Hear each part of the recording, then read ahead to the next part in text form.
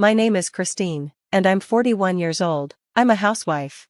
I met my husband, Mark, at work, and we got married. After 5 years of being married, we had our son, Jake, who is now 5. He's at a really cute age, and I'd love to spend all day with him if I could, but we need money, so I have to work and leave him at daycare. One day, Jake asked, "Mommy, I want an omelette tomorrow." How could I say no to that? Maybe Jake understands how busy I am, because he never asks for difficult meals. I'm not a great cook and don't make fancy dishes, but I think omelets are hard to make. Getting them just right takes skill, but I'm probably just making excuses. Mark was really happy when Jake was born. After waiting for so many years, he was our miracle. We were a close family, always going on drives and trips to the park every weekend. But when Jake turned 3, things started to change.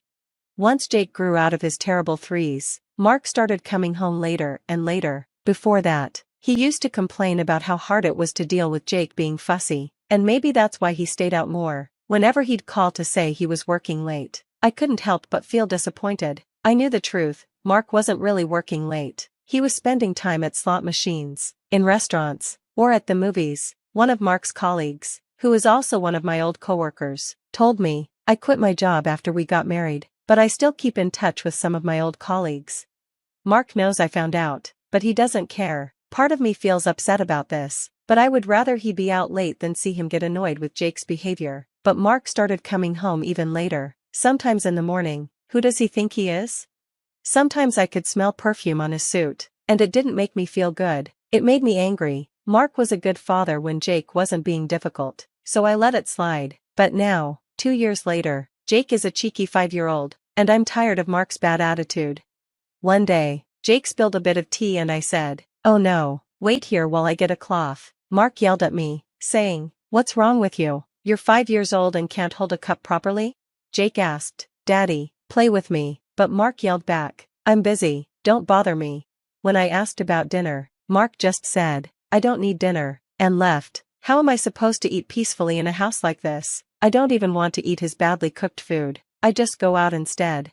Mark gets mad about everything I say. I suggested, "We should go somewhere on your next day off," and he snapped, "Are you serious? I'm tired from work. Let me rest on my day off." No matter what I say, he just yells. We can't have a normal conversation. It's like Mark is still in his fussy phase, and he's 40 years old now. One time, I asked Mark why he was always so angry, and he yelled back, "It's because you're useless, obviously, and now you're passing that on to Jake. I wish he was more like me." That really hurt. Jake is our son, both of ours. At least Jake has my good looks. Mark was acting like all of Jake's good qualities came from him, and the bad ones were from me. I couldn't believe how rude he was. I kept getting more frustrated with Mark. His words and actions were hurting me emotionally. I even thought about divorcing him. His behavior was close to ending our marriage, but I stayed because I still loved him. Even though Jake was scared of Mark, he still loved him too. I was so tired of being with a husband who was always in a bad mood, but I didn't have the courage to break up our family. One day, Mark brought up something. "A trip," he said. "What?" I asked. "Yeah, a trip with some coworkers. You know them, right? The 2 guys who love their single life?" "Oh, those guys. Yeah, they're going on a trip, and I decided to join them." "Seriously?" I said, shocked. "What's the problem? I've been patient for so long. This family takes up all my time. I never get time for myself, and you spend all the money I earn on useless things. I deserve to relax sometimes. I don't spend money on luxuries. We live very frugally because you only give me the minimum amount of money," I said.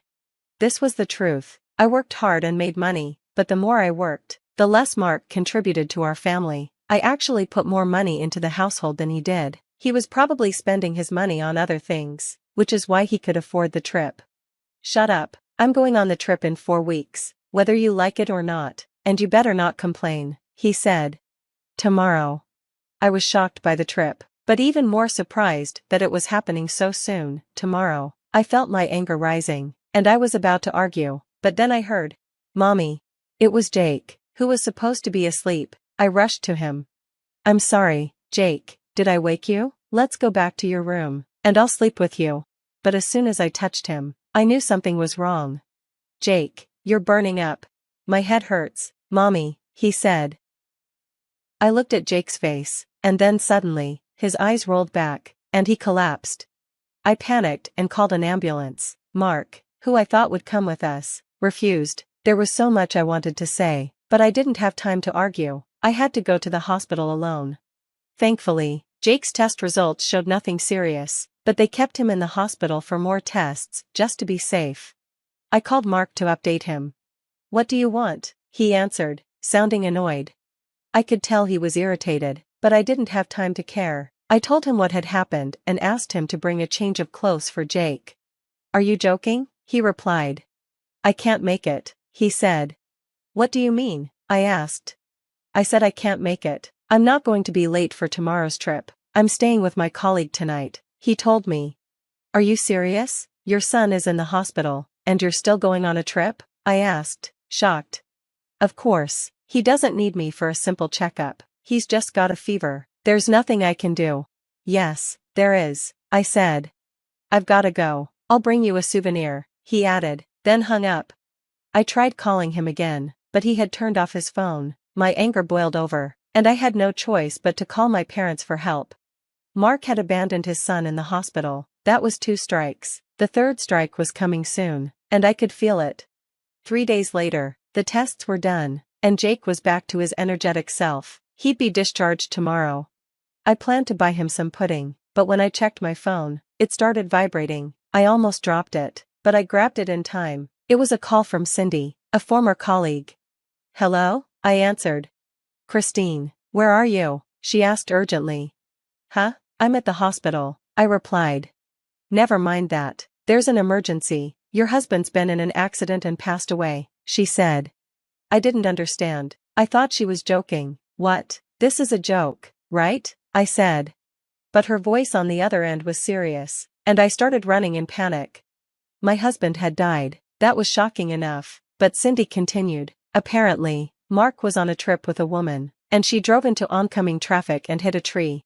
I couldn't believe it. Mark was supposed to be with his male colleagues, not with a woman. It didn't make sense. It couldn't be true. I called my parents to ask them to look after Jake, then rushed to the hospital where Mark was.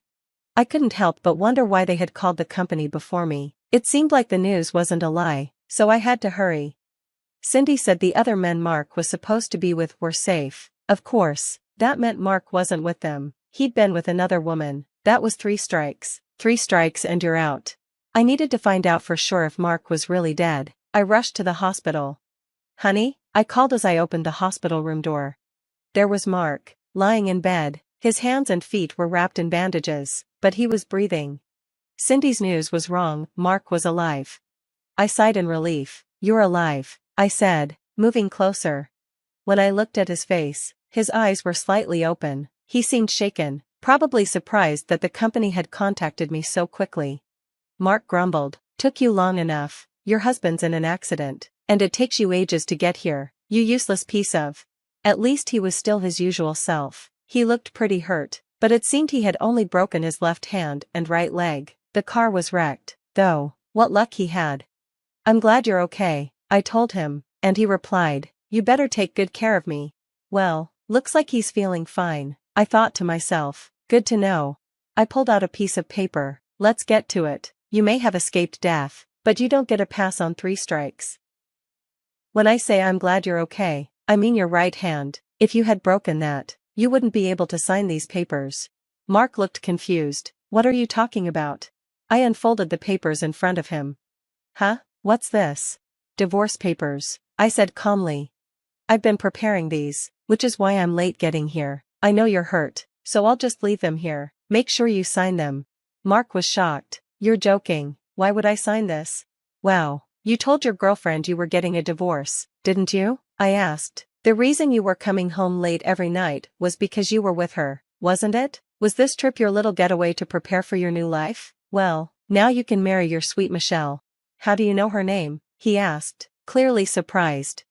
"I spoke to her, of course, before coming to see you. I went to visit the woman you were with in the hospital. She was in the same place, recovering from the accident too. She had broken a few bones, but she seemed in better shape than you. Her parents were there with her." I explained to her everything I needed to know. I couldn't tell her I was coming to see Mark, But I had to find out if he was dead or alive. It turned out, he was alive. Even though her parents were asking her questions, she looked at me with a glare and said, "Let him go. I don't understand why you're sticking with him. He doesn't pay his bills. He's out every night. He doesn't even care about his kid in the hospital. And the cheating? It's over." Mark's face went pale. I had expected him to argue, but I wasn't changing my mind. "No, no, she's just for fun," Mark quickly said. "You're the only one I love." "Just stop," I said. "Here's the paper. I've already filled out my part. Even if you tear it up, I've got more copies. Actually, I could just call a lawyer." "A lawyer?" he said, confused. "That's right. We need to talk about alimony and child support, so we should get a lawyer involved." "No, wait a second," Mark said, starting to panic. "What did you just say?" "Think about it. You can keep living your life however you want, spending your money on whoever you like, but if you want to stay with me, you'll have to keep playing your little games with women, while I take care of everything. You'd have a wife at home for security and a girlfriend for fun, but if we get divorced, all that changes, right?" Mark couldn't say anything. He just stared at me in shock, completely silent. "Sorry to break it to you, but your perfect plan is ruined. You can start a new life with Michelle or whoever you want, but my son and I won't be part of it. Just pretend you died and start fresh." I said everything I wanted to say and started to leave the hospital room. Wait, wait, I heard Mark's pathetic voice calling behind me, but I just kept walking. In the following days, I hired a lawyer and started the divorce process. Michelle was discharged from the hospital, and she got involved in the talks too. When Mark said he didn't want a divorce, Michelle got furious. They argued loudly. When I mentioned alimony, Michelle yelled, "You've ruined my life." "I don't care about someone who gets involved with married men," I snapped back. "You're the one who went after me." "Shut up," she shouted. "I never did that," Mark said, trying to defend himself. I thought, can you just sign the papers already? I stayed silent as I watched them argue. Despite Mark's resistance, the evidence was clear. In the end, our divorce was finalized, and I got almost all the alimony I asked for. The child support was paid in a lump sum. Once everything was settled, my lawyer and I left, but Mark and Michelle were still arguing. I wondered how their relationship would survive after this, but honestly, I didn't care. Before leaving, I told them, "I hope you two have a nice life together," which might have been a bit petty, but I didn't mind. I just hoped Jake wouldn't pick up on my petty behavior. Despite everything that had happened, Jake and I found peace again. He was so much happier now that he didn't have to deal with Mark's moods. It made me regret not divorcing earlier. Mark's attitude had caused both of us so much pain. How had I stuck with such a terrible husband for so long? Living just with Jake, I realized something. We were better off without Mark. Every day was now filled with joy. That said, Mark would always be Jake's father. If he wanted to see him, I would let him. I asked Jake, "Do you want to see Daddy?" "No," he answered. "Why not?" I asked. After the divorce, I confirmed that the alimony and child support payments had been made, then sent Mark an email. He replied right away with the subject, "Help." I opened it and couldn't help but laugh. Mark's former colleague had spread the news about his cheating to the whole company, and now Mark was dealing with the gossip and stares. He was making mistakes at work and eventually had to leave the company. "My parents have cut me off. I have nowhere to go. Please help me." Can you believe it? Being the kind person I am, I replied, "Why don't you ask your sweet Michelle to help you?" And guess what he said? "I broke up with Michelle. Her parents cut her off too, and now she's missing. I've finally realized, you're the only one I love. Please help me." His message continued. "I'm behind on my cell phone bill, and it's going to get cut off tomorrow. Please come pick me up." I blocked him after that. We had moved by then, and he didn't know where we were. As I sat down with my tea, Jake came over and asked, "What should we do tomorrow, Mommy?" I thought for a moment. "How about I pack us some lunch, and we go to the aquarium?" Jake's face lit up. "I want to go to the dolphin show." Seeing how happy Jake was, I couldn't help but smile.